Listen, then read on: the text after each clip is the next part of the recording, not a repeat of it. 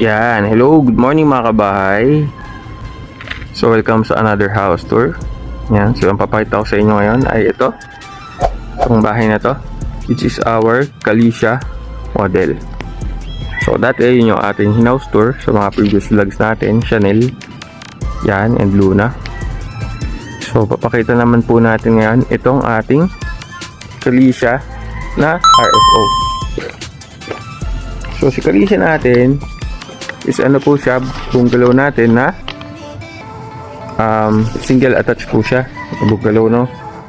So ito lang para siyang duplex kasi para silang naka-single attached sa left and right, no?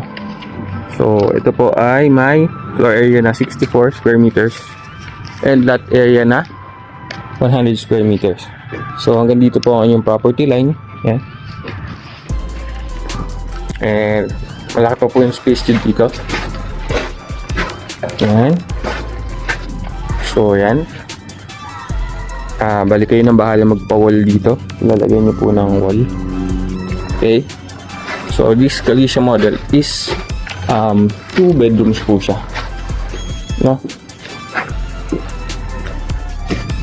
So, dito tayo. Pasok po tayo. So, ito po yung ating entrance. So pagpasok mo dito,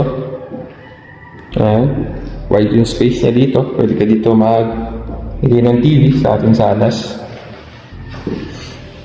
Then ito po ang ating first bedroom. Yan. So may space pa rin dito.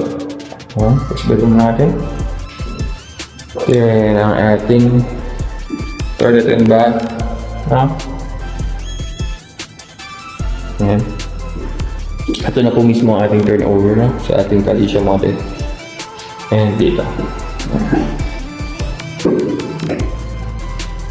So, if affordable po, no? Na bahay ang kailangan nyo, ay ito po ang ating Kalisha. Yan. So, ito yung mga ibang Kalisha natin, guys. So, ang dami na po nakatira dito sa ating Calmarland. Diba? So, ito po ito na sa division. Then, may guard po tayo dito, 24/7. Yun lang po mga bahay. Ayan mga bahay. So invest now while it's early or buy kayo later.